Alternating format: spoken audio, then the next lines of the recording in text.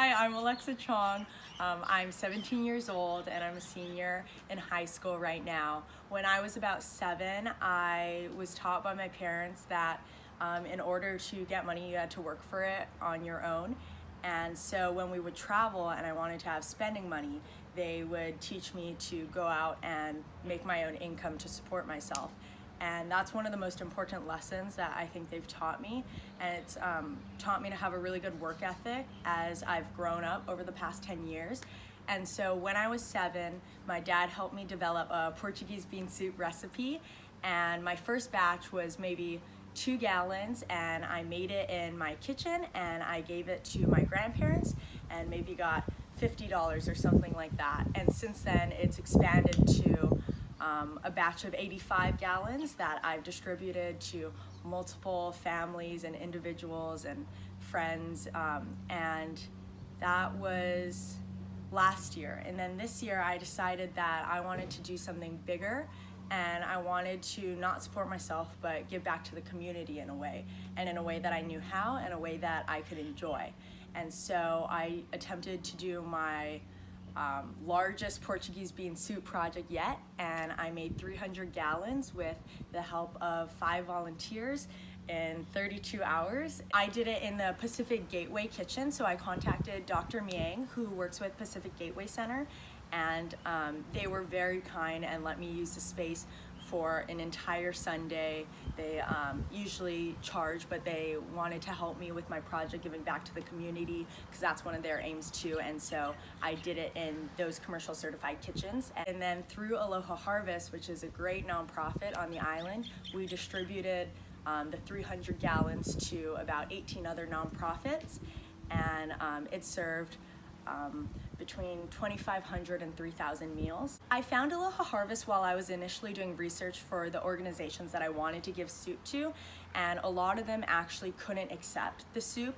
They could take non-perishables and unopened items, but because I was a minor and I was cooking it, there's different health regulations, all of which I understood and it made sense. But Aloha Harvest, because it's made in a commercial kitchen, and I went to meet with a bunch of the people working with Aloha Harvest ahead of time, then I was able to do it, and then they were able to distribute it to other nonprofits. I'm working on different projects along the line of conservation. I spent this summer in India, 2 weeks in India for a leadership institute, which is kind of like a summit. And so me and 2 other Punahou students went to India to discuss conservation and global change. And so right now I'm kind of working on the elimination of single-use plastic straws in the community. And so our school, they already use 100% compostable straws, but I'm trying to go out into the community and get rid of them in local restaurants and restaurant franchises. And a lot of great companies are already heading in that direction. McDonald's in the UK and Ireland just changed to paper straws. Starbucks is on its way to going straw-free. And so I'm just trying to do that because it's a small enough scope that I'm capable of it, but it's a small impact that has a big impact. We've done a lot of research on the issue of single-use plastic and how bad it is for the environment, especially Hawaii, because we're right in the middle of the Pacific Ocean. If you look at current patterns, all this plastic that we're not even responsible for ends up on our beaches, which is really bad for not only our biodiversity, but also for our #1 industry, which is tourism. And so it's really important that Hawaii as a state especially works to eliminate single-use plastic, because for certain things like medical purposes and when you really need sanitation, it makes sense. But for things where like you're drinking a beverage for 10 minutes, you don't need a plastic straw. And if anything, I carry a metal straw in my bag because I like having a straw, but you don't need that single-use plastic. And so we've done a lot of research, and we have different presentations to pitch, alternatives, price analysis, things like that to offer to these companies, where the goal is to get rid of it altogether, but if they can't do that, at least pitch an alternative like paper straws or metal straws with that cost analysis to show them that it's doable, and at least ask a customer if they want a straw before putting it in their drink, because they might not even want it. I think it's just to be to be aware of the problem. And since I've been to India, I've noticed I've been so much more aware of the little things that you don't realize. Like, besides just bringing my own utensils to school for lunch, and like I have a little set where like a fork, knife, and chopsticks, or bringing a straw out, just being aware of it and thinking like about the true value cost, which is basically, we learned about it in India. It's not just the cost of the straw, it's you calculate the cost of how much it would like cost to get rid of it, but you can't get rid of plastic. So the true value cost of all the things we use in a day-to-day basis, it's crazy expensive, more than anyone can afford, and that's why our planet can't afford it. And so it's really serious, because a plastic straw takes 200 years to deconstruct, and even then it's microplastic, and we're finding it in fish scales, we're finding it in turtles. There's a viral video of a straw getting stuck in a turtle's nostril, and it's terrible. It's like this long, and scientists take it out of a turtle's nostril. It's devastating. And so when you think about it and you're more aware and attuned to the plastic that we use every day, it's easier to make those little steps and say like, no, I don't need that because it's unnecessary plastic. And even though it's little steps, it's kind of like that thing where if everyone uses, you know, fewer pieces of plastic in their day-to-day lives, it's going to make a difference over time. And the thing is, like, we don't have that much time, so it's really important for people to know that. And I think at Punahou, they've kind of pushed conservation since I've been young, and having sustainable coastlines and that stuff. But really right now, and especially over the summer, going to a place like India where there's trash kind of everywhere, and it's a big problem, and they're running out of space because they're so heavily populated, you realize just how serious it is. And there's no time left. Like, we're losing our biodiversity, our natural resources, our open space, and so it's important to really be aware of that in our day-to-day lives. For a while, I wanted to do, like, since freshman year, it's kind of changed a little bit. I've always kind of wanted to do business and entrepreneurship. That's something that's been interesting to me, and it's something that has kind of built me as I've grown, since the soup, or going out and offering babysitting services or making jewelry for people. It's kind of who I feel I am and what I enjoy. But I'd like to minor, or in certain schools they have concentrations in either environmental studies or biology, because for me it's really important to not just add to the economy in a sense of being a businesswoman or an entrepreneur, but have a positive aspect of that. So I've thought along the lines of ethical investments, but I think what I want to do is do business or entrepreneurship, business management, but concentrate in environmental studies or bio. So while I move through the business world, I can have a voice along the lines of positive change. I mean, they're everything. They've given me everything from the time that I was born, but more than giving me the great education, a house to live in, I've just grown up with such good role models that display the values of what I want to do. And I think that the path I want to go down is a combination of both of their interests. So my dad's always been an entrepreneur.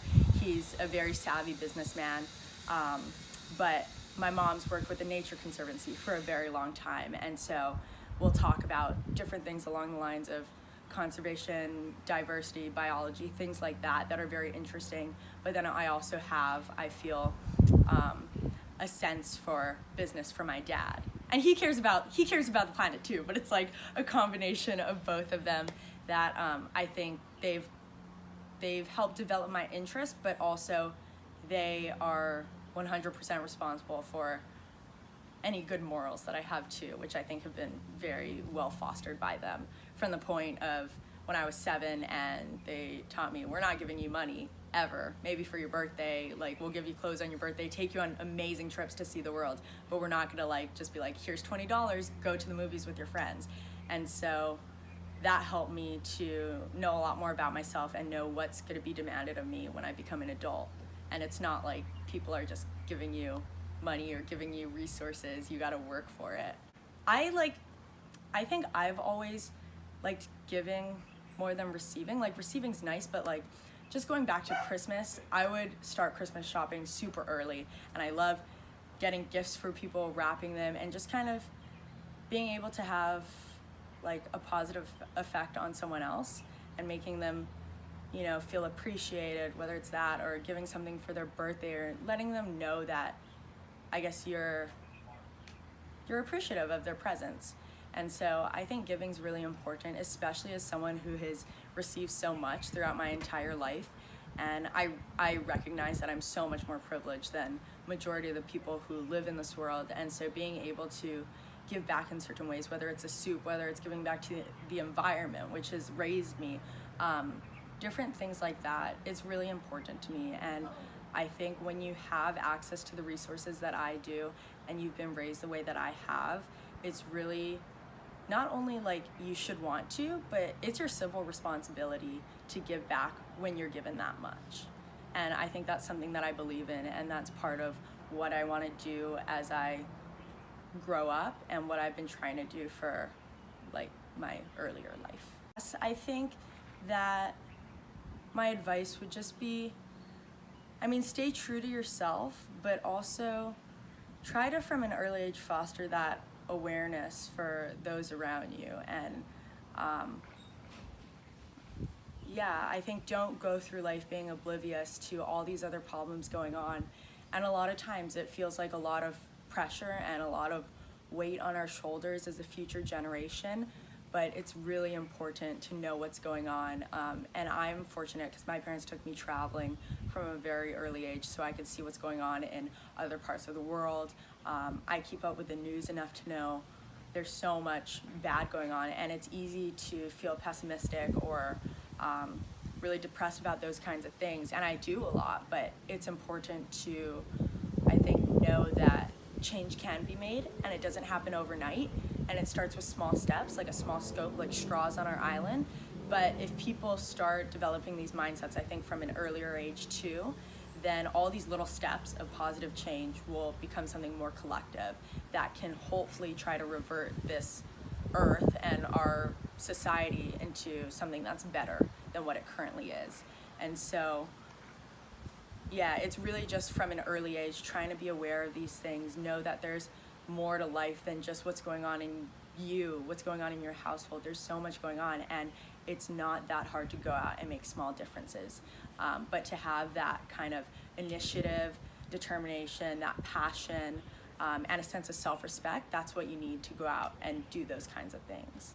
My main goal in life, I think, is to kind of be able to, when I leave this world, think that I impacted it positively enough that I left it better than how I came into it. And I think that's really hard, especially with the rate at which our planet's going, but that's my goal. And I don't think I'll be there in 20 years, but that's kind of what I want to accomplish. So I hope that in 20 years I'm in either a career choice or a space in my life where I'm working towards that goal of leaving this planet in all aspects better than when I came into it, whether it's social justice or the environment, whether it's biodiversity, which is decreasing, things like that, homelessness, poverty, things like that, those serious problems. So that's where I want to be in 20 years. I think what drives my passion is just, like I said, I think seeing all these people who have been less fortunate than me, and I think it's important to not shield yourself from that when you grow up, but I got a lot of exposure to things like that, and just being aware, or things that I'm really passionate about, like feminism, you know, getting the short end of the stick and realizing how hard it is sometimes to grow up in this world as a female, things like that, seeing it or being a part of it, and being able to foster empathy, to realize what these people are going through who are less fortunate than you, that helps me be really passionate. Knowing how many issues we have in this world, and seeing that makes me want to change it, and not shielding myself from it, but allowing myself to see it firsthand, see it on the news, read about it, get invested in it. Then through that, if you know enough, it's hard to not be passionate about it. Some of these serious problems, they affect me, they affect my friends, they affect people I don't even know, but they affect people, and it's serious. And so to turn a blind eye is just, that's not okay with me. And it's like in these moments when there's these problems and people are suffering, it's hard not to feel passionate about it, because people don't deserve that, and this planet doesn't deserve a lot of things. And so that's what motivates me. I've definitely thought about that in my career path. As of now, I would like to stay away from the government. So I had thought about that in the past, taking a government path, but right now, I know it'll change before I'm really in that career choice, but right now I kind of want to stray away from the government. So I think either trying to go to the corporate level, but do it in a different way than what's notoriously corporate. And so that's why I want to have the business background, but also environmental studies and biology. And so, you know, get to a position of power, I guess, at that corporate level for a big business maybe, but then, you know, say it's not just about money, it's not just about adding to the economy, it's about this thing called true value, which is what I talked about, which is when you analyze prices based on how much it would take to revert it to what's morally and ethically correct, which is way more expensive than what people pay today. I think that there's many aspects in which I'm still finding myself, but I think one thing I agree about is that from a young age I've had pretty strong morals for whatever reason, probably my parents, but I've had pretty strong morals and principles that I've stayed pretty consistent with because they've just been important to me and I couldn't live any other way. But I think from that early age I had a strong sense of self, as in self-respect, and I've always been pretty good at advocating for myself, which definitely makes it a lot easier. But I think knowing what you want in this world, knowing where you stand, and having that sense of self-respect and determination really allows you to navigate through the world easier. And so I think that's definitely helped me. I think a lot of times, especially with my friends, we have different mindsets on things, or I'll hear them say something that I don't agree with. But I think just knowing that you are you and what you feel is how you feel. You don't need to seek validation in others if you find it in yourself. And so, you know, definitely use the support of your friends, but if they don't agree with you, that's okay. And I think I've always been a firm believer that individuality is what makes us different, obviously, and it's what makes us special. And so me being different from my friend sitting next to me is not a bad thing. It's exactly what defines us as human species. And that's what's gonna help me move forward on my track and her move forward on her track. And so I've never found discomfort in being different from others or holding different morals, holding myself to different standards. It's just how it is. And it's, at the end of the day, that's what makes us special and it's what makes us different.